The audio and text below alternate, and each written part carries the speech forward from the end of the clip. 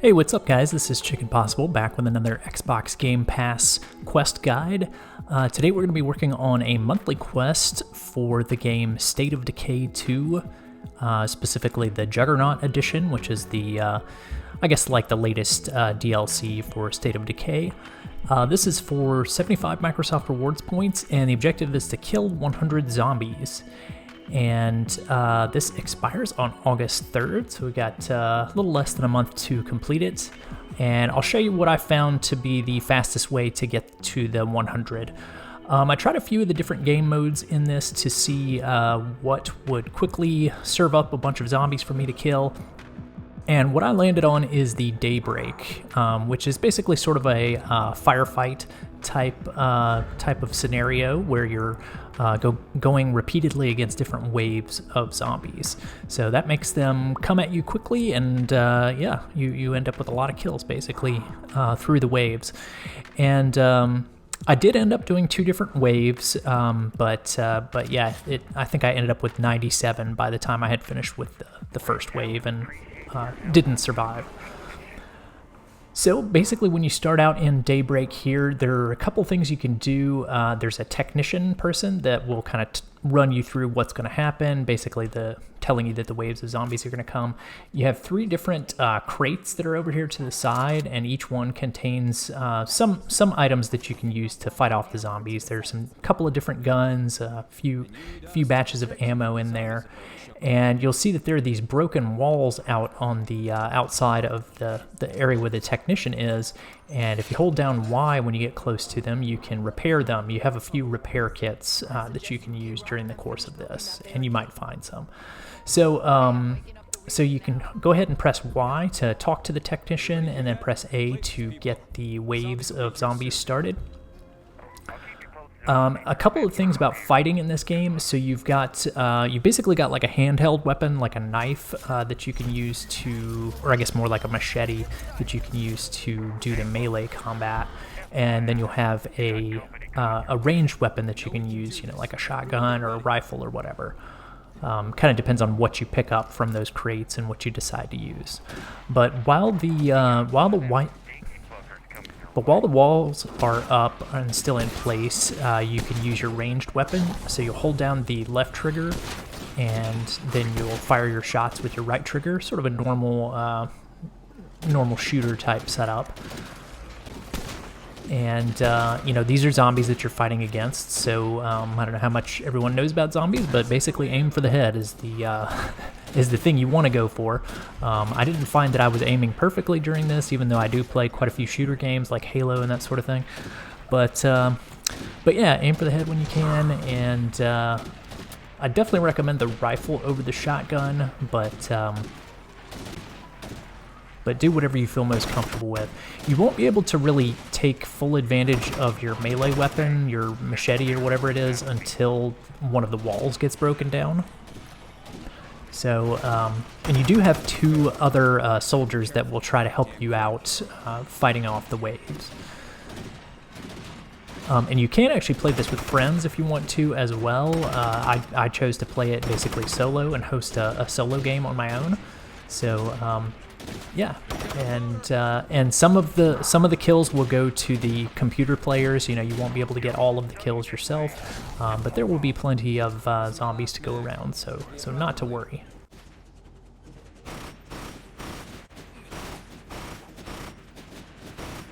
And remember to use your radar at the lower left corner of the screen. You'll see a radar that shows where the zombies are. They tend to be little flashing green diamonds, so watch out for those. And again, this does happen in waves, so you'll have sort of a downtime between the waves that come, so you'll be able to go over, grab some more ammo, and if there is enough ammo. I found that I was running out of ammo constantly in this. I didn't feel like there was enough ammo in these crates. Maybe I'm just not using it efficiently or reloading efficiently, but I kept running out. So hopefully you'll have a better time with that than I did. It does seem like there's a lot of ammo in there, but somehow I wasn't taking advantage of it. And the reload button wasn't working for me either, so if you're not reloading, if you're not able to reload with X, try clicking the trigger one more time, and it should automatically reload after that, assuming you have ammo for the gun that you're trying to reload. And if you ever want to check and see how many zombies you've taken out, you can hop over to the Game Pass app, click on Show All, and then you'll be able to scroll down to the State of Decay quest and see how much progress you've made. So you can see we've made a decent amount so far. We got to keep going though. So let's resume with Wave 2 incoming.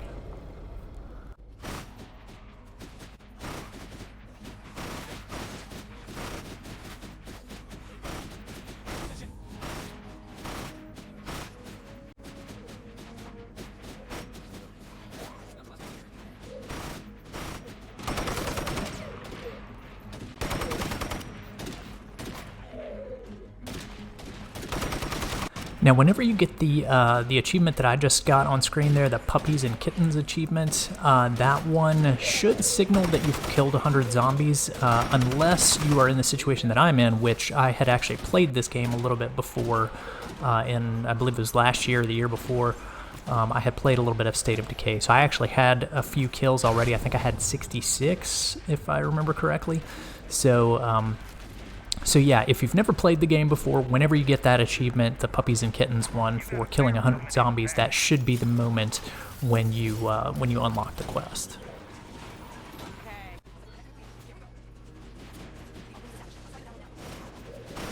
Okay, so this is the first time I had a breakthrough in my wall, but it was actually pretty good timing because you can see my ammo is getting pretty low here.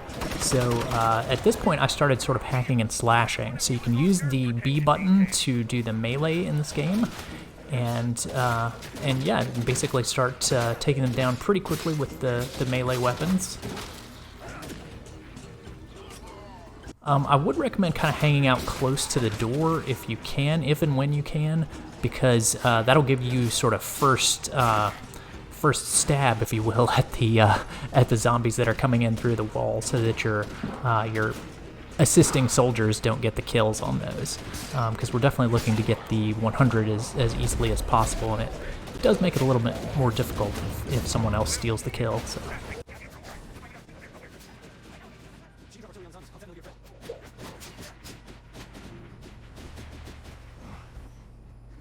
So again, at about Wave 2 was when I seemed to be running really low. At the end of Wave 2 was when I seemed to be running really low on ammo.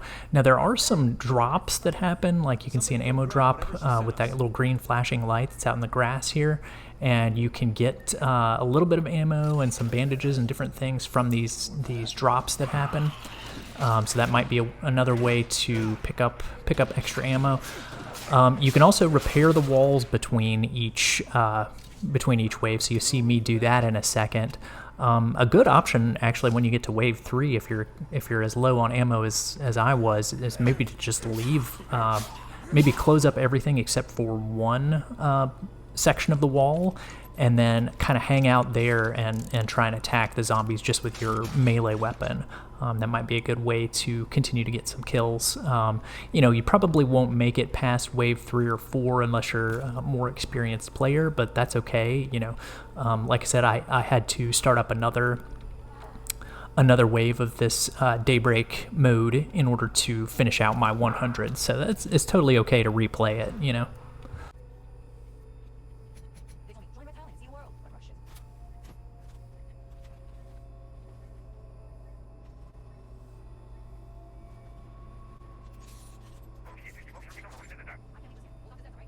You can see this wall here actually wasn't completely destroyed. You can still repair walls that are only partially destroyed, so that's an option as well.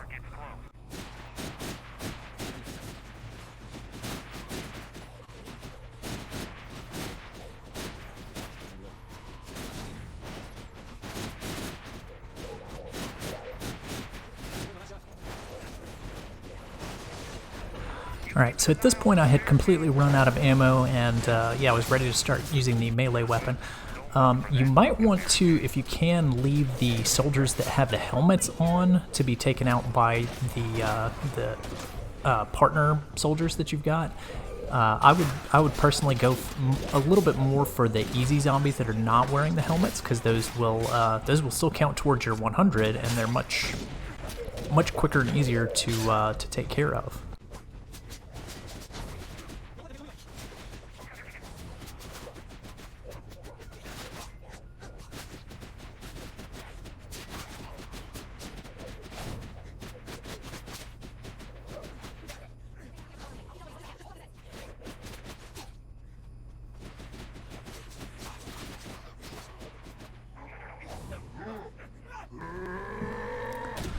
So another thing that'll start to happen, I guess around about wave 3, is you'll start to get one of these larger zombies, the Juggernaut type zombies. I would recommend just kind of staying away from them if you can. Honestly, go for the little guys, and again, just try to let your buddies take out the bigger, tougher enemies.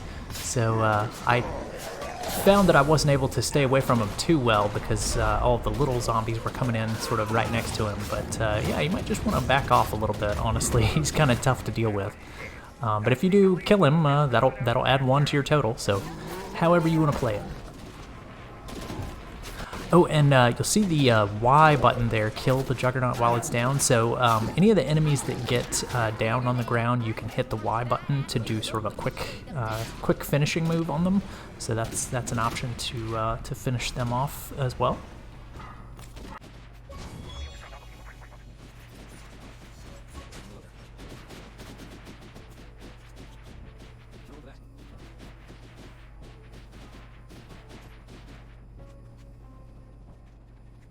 Now, as you get into, I believe you're starting wave 4 here, you may find that there are some drops that you can hear, some ammo drops that have come down, but they're not as close as that first one. So if you want to try to run out to grab some ammo, just kind of, maybe listen in your headphones to see if you can find those ammo drops out on the field. And they may contain some bandages and some extra ammo and various things.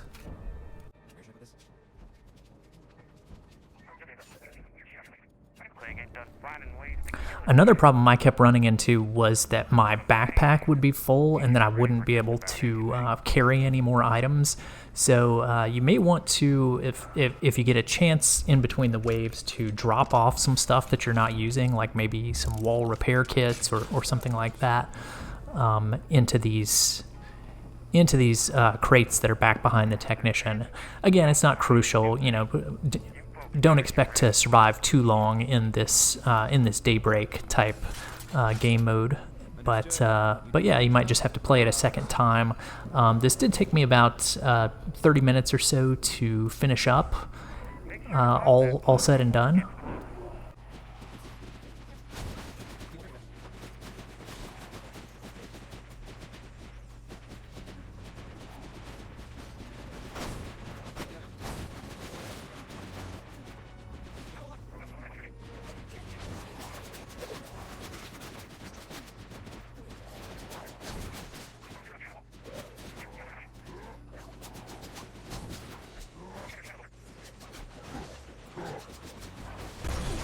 So we're coming almost to the end of my first Daybreak session here.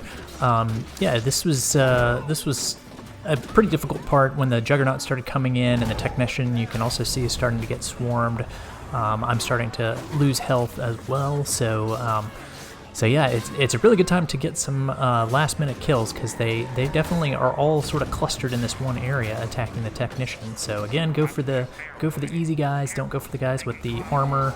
But that was basically the end of that first session.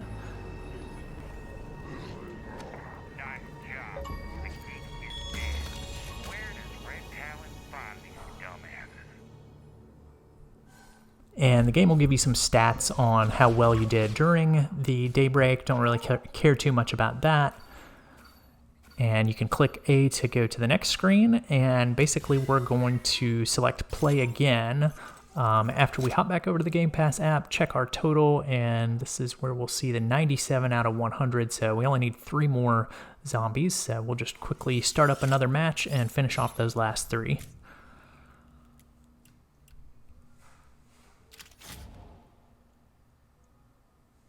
And unfortunately, you do have to go through the same sort of startup process again, where you repair the walls and start the Daybreak by talking to the technician.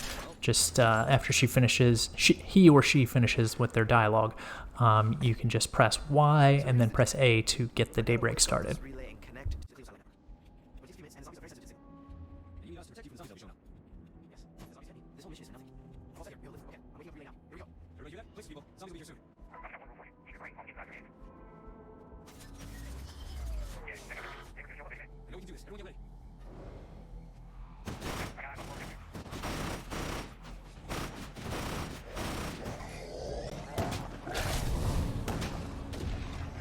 And I would say the good thing about starting a new session is that basically you get to start over with your ammo, so you don't have to worry about scavenging and trying to find some more. You'll have quite a bit in your pocket to start with in this first wave, so that's good.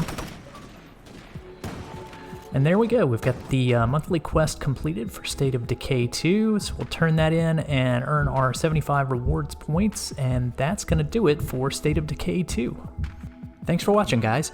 If you found that video helpful, please be sure to click the subscribe button on YouTube and hit that bell for notifications. You can also find links in the description for other social media links of mine. Stay tuned for more Microsoft rewards and achievement guides, and I'll see you in the next one.